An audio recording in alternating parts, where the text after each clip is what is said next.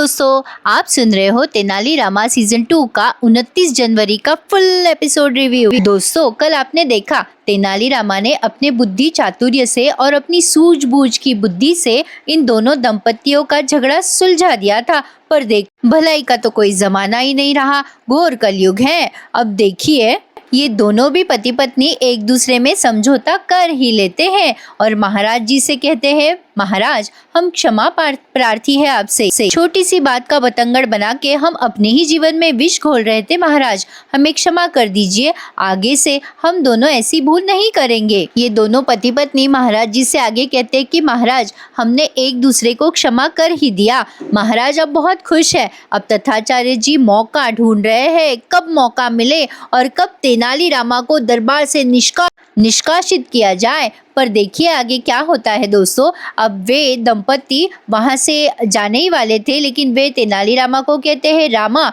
हमने एक दूसरे को क्षमा कर दिया है। रामा बहुत खुश थे, उनको लगता है चलो हमने कुछ दो शब्द अच्छे बता दिए तो इनका जीवन तो संवर गया। लेकिन देखिए दोस्तों, कलयुग है, कहाँ कोई किसी के बारे में अच्छा सोच ही नहीं सकता। रामा को अब लगता है जैसे पहले दरबार में उनके लिए तालियां बजती थी, सब जय जयकार करते थे, वैसा ही अब जय जयकार होगा। इसलिए रामा सारे दरबारियों को ऐसे देख रहे हैं कि कोई तो होगा जो उनके लिए तालियां बजाएगा।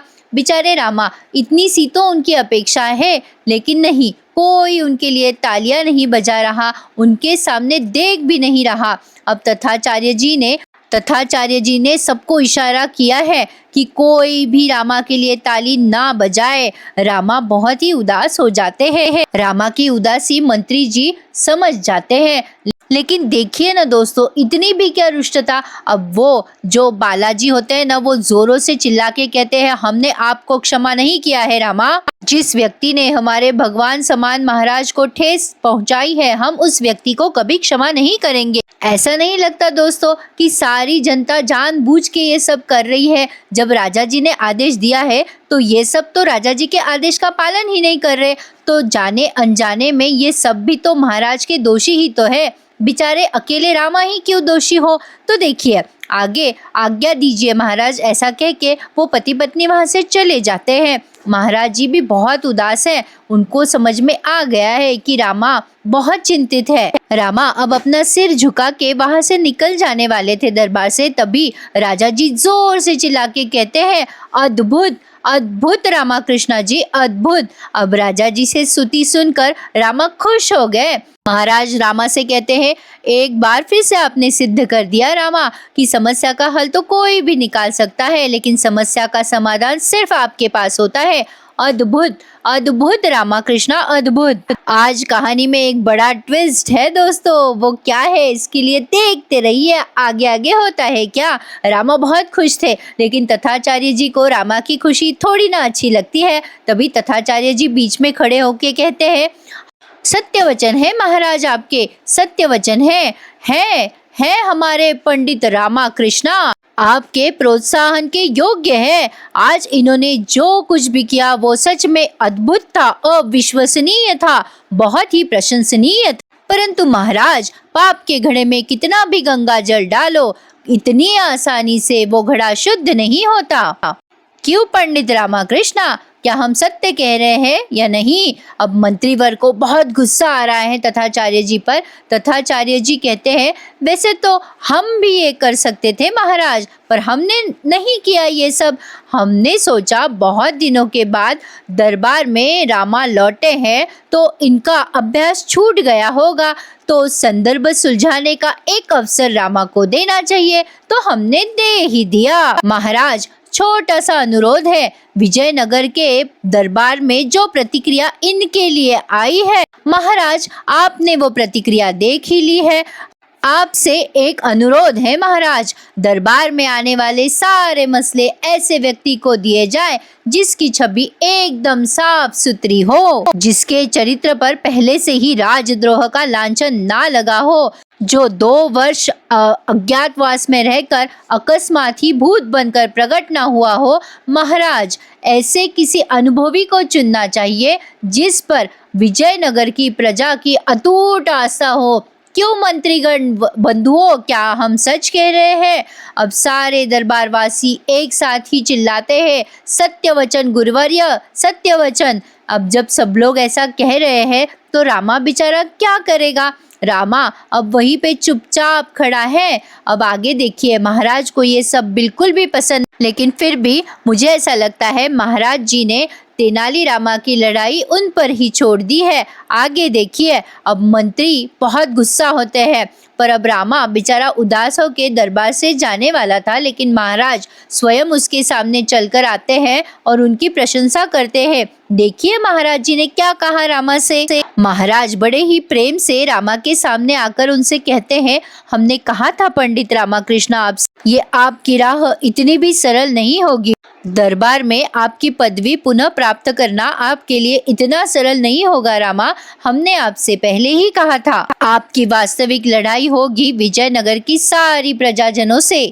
महाराज राजा साहब ने रामा को फिर से एक बार उनको चुनौती की याद दिलाई है कि आपको बहुत बड़ी चुनौती का सामना करना है। पर आगे आगे देखिए दोस्तों क्या हुआ। अब यही कहकर उन्होंने यह सीन यहीं पे समाप्त कर दिया। अब राजा जी वहां से चले जाते हैं और रामा सोचने लगते हैं कि अब आगे क्या होगा। मंत्री जी रामा को और राजा को देख के मुस्कुरा रहे हैं और राजा जी भी रामा को एक स्मित हाथ से देखकर दरबार से चले जाते हैं। अब रामा की असली परीक्षा शुरू हो रही है दोस्तों, क्योंकि आगे देखिए एक बहुत बड़ा ट्विस्ट है। वो ट्विस्ट क्या है देखिए। अब रानी मतलब एक महारानी है और एक रानी है राजा जी की, तो ये दोनों भी साज श्रृंगार करने में लगे हैं। अपने दासियों से साज श्रृंगार की एक एक चीजें वे मांग रही है। कोई काजल मांग रहा है तो कोई कंगन मांग रहा है, मतलब दोनों भी एक साथ ही साज श्रृंगार कर रही है। जब वे दोनों साज श्रृंगार की चीजें मांगती है अपनी दासियों से, तो वे दासियां उनके हाथों पर ये बैर रख देते हैं। बैर देख के दोनों भी रानियां चिढ़ जाती है और उनसे कहती है, ये क्या कर रही हो आप लोग। रानियां जब दासियों को देखते हैं तो वे दासियां बैर खाने में व्यस्त थे। अब रानी चिढ़ जाती है और कहते हैं, वल्ली हम तुम्हें अपनी सखी समझते हैं, लेकिन हम है तो महारानी ना। तब ये दूसरी रानी कहती है, इन्हें स्मरण कराइए वल्ली, हम भी महारानी हैं। अब ये दूसरी रानी कहती है, हमें स्मरण है, हम ये कह रहे थे हम सखी ही सही, लेकिन है तो आपकी महारानी, हमारा काम छोड़कर तुम बैर खा रही हो। तब दासी कहती है, क्षमा कीजिएगा महारानी जी, ये बैर में मुझे मेरे पति ने उपहार में दिए हैं, बहुत प्रेम से दिए हैं, इसीलिए मुझे रहा नहीं गया। सच पूछो तो आज तक मुझे इतना अच्छा उपहार कभी नहीं मिला। अब महारानी जी कहते हैं, कमाल है, अभी तक तो उपहार में बैर ही दिए हैं, उसी से फूली नहीं समा रही हो। अगर उपहार में गहने दिए होते तो क्या हाल होता तुम्हारा। तब दासी ने बड़ा ही सुरेख उत्तर दिया है, महारानी जी गहने तो कोई भी दे सकता है प्रतिष्ठान से खरीद कर, लेकिन मेरे पतिदेव ने ये बैर मेरे लिए जोखिम उठाकर बहुत ही परिश्रम से लाए हैं, पेड़ से तोड़कर। मेरे पति ने मेरे लिए कितने परिश्रम से ये बैर लाए हैं। ये बैर मेरे लिए आभूषणों से कई बढ़कर है। देखा जाए तो छोटी सी बात है, लेकिन इन्हीं छोटी छोटी बातों से पता चलता है कि आपके पति आपसे कितना प्रेम करते हैं। इस संसार में सबसे सुखी और धनवान तो मैं ही हूँ। मेरे पास मेरे पति के प्रेम की अमूल्य दौलत है, जिसके सामने पद, आसन, महल, सिंहासन सब छोटा है मेरे लिए। और मेरे से धनवान और कौन होगा महारानी जी। अब देखिए दोनों भी महारानियां परेशान हो गई हैं। क्या हमारे राजा हमसे प्रेम नहीं करते? शायद उनके मन में ये सवाल जरूर आया हो। आपको क्या लगता है मुझे कमेंट करके जरूर बताइएगा।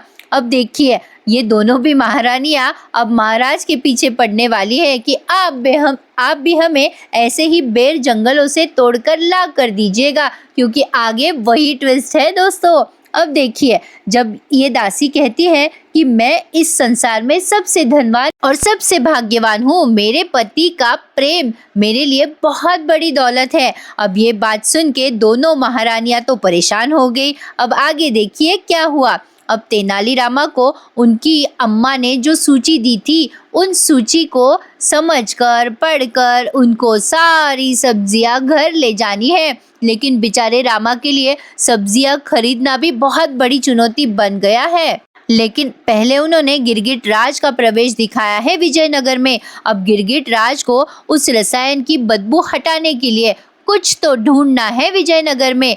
अब ये गिरगिट राज विजयनगर के द्वार पर खड़े हैं और सोच रहे हैं किस दिशा में जाए, इस दिशा में जाए या उस दिशा में।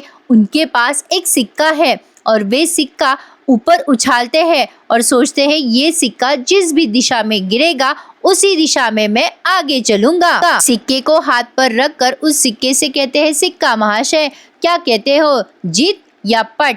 ऐसा कह के उन्होंने वो सिक्का ऊपर आसमान में उछाला है और जब सिक्का आसमान में उछल रहा होता है तो नीचे से जोर से चिल्लाते हैं, निर्णय तो मेरा होगा। ऐसा कहकर वो विजयनगर के प्रवेश द्वार तक चल पड़े हैं और जोरों से कह रहे हैं, छिपते छिपाने में जाने में क्या आनंद, आनंद तो है खुले में जाने में। ऐसा कह के अब विजयनगर के प्रवेश द्वार पर वो आ चुके हैं और वो सिक्का जमीन पर गिर गया है, लेकिन वो सिक्का उन्होंने फिर से नहीं उठाया, वो कहीं पर जमीन पे गिर गया है। अब विजयनगर के द्वार पर वो द्वारपाल उनको रोक देते हैं। यहाँ पे रामा बेचारा सब्जियां खरीदने निकला है अम्मा की बात सोचकर, पर उसको कौन सब्जियां देगा। दोस्तों कोई भी बेचारे रामा को सब्जियां देता ही नहीं। बेचारा रामा हर कोई उसे दुकान से भगा देता है। अब यहाँ पे देखिए गिरगिट राज जब प्रवेश द्वार पे आते हैं तो वे द्वारपाल उन्हें रोकते हैं। तब गिरगिट राज अपनी एक चुटकी बजाते हैं और द्वारपाल मूर्छित होते नहीं है लेकिन स्तब्ध हो जाते हैं। उनकी तलाशी लिए बगैर ही वो उनको विजयनगर में प्रवेश करने की अनुमति दे देते हैं। ये कैसे चमत्कार हुआ समझ में नहीं आया। चलो आगे देखिए क्या होता है। अब रामा हर किसी से सब्जी लेने के लिए विनती कर रहा है कि आप मुझे थोड़ी सी सब्जी दे दो, अगर कुछ शेष हो कल की या परसों की वो भी चलेगी। लेकिन देखिए ना, ऐसी भी क्या रुष्टता, सब लोग रामा को अपमानित कर रहे हैं और कह रहे हैं हमारे पास सड़ी हुई कोई भी सब्जी हो हम फेंक देंगे, नुकसान सहन कर लेंगे, लेकिन तुझे हमारी सब्जी नहीं देंगे। जब ये दुकानदार रामा का नाम जोर से लेते हैं तब गिरगिट राज को रामा ये नाम सुनाई देता है और गिरगिट राज वहाँ पे रुक जाते हैं। गिरगिट राज जब वहाँ से जा रहे होते तो हर किसी को एक अजीब सी दुर्गंध आ रही है। हर कोई जब मतलब गिरगिट राज उनके सामने से जाते हैं ना तो हर कोई अपने नाक को हाथ लगा रहा है, कोई ऐसे छी क्या दुर्गंध है ऐसे चर्चा कर रहे हैं, पर रामा को अभी तक दुर्गंध आई ही नहीं। अब रामा नाम सुन के गिरगिट वहाँ पे रुक जाता है और देखो दोस्तों अब रामा को गिरगिट देखने लगता है, पर यहाँ पे रामा बेचारा तेनाली रामा सब्जियां मांगने में व्यस्त है और ये गिरगिट राज उसे देखने में। अब रामा को कहीं पे भी सब्जियां नहीं मिलती, लेकिन अब गिरगिट राज रामा की आवाज़ सुनकर रामा के सामने चले आते हैं। अब रामा हर किसी को कह रहा है ऐसे क्या कर रहे हो दोस्त, मैंने तो आपके बच्चों को शिक्षा दी है, बच्चों के गुरुओं से ऐसे व्यवहार नहीं करते, लेकिन कोई भी रामा की बात मानने को तैयार ही नहीं है। बेचारा रामा, अब ये क्या, गिरगिट राज ने तो स्वयं ही अपने संकट को न्योता दे दिया तेनाली रामा के सामने आकर। अब वे रामा को बहुत देर तक देखते हैं और रामा को समझ में नहीं आता ये ऐसा क्या घूर रहा है। रामा बहुत देर तक देखते हैं और फिर इसे कहते हैं, अरे महोदय क्या हुआ, ऐसे क्यों घूर रहे हो हमें, जैसे हमें नहीं हमारे भूत को देख लिया हो, क्या बात है महोदय। लेकिन गिरगिट राज रामा को देखते हैं और कहते हैं जी कुछ नहीं। ऐसा कह के गिरगिट राज आगे चले जाते हैं, लेकिन रामा को पता नहीं क्या हुआ। रामा कहता है, अरे एक मिनट महोदय रुक जाइए। जब गिरगिट राज आगे जाते हैं तो रामा पीछे से जोर से चिल्ला के उनको फिर से रुकने के लिए कहते हैं। अब जब गिरगिट राज रुक जाते हैं तब रामा फिर से उनके सामने जाते हैं और उनको बहुत देर तक देखते हैं और कहते हैं, आपको हमने पहले कभी विजयनगर नहीं देखा।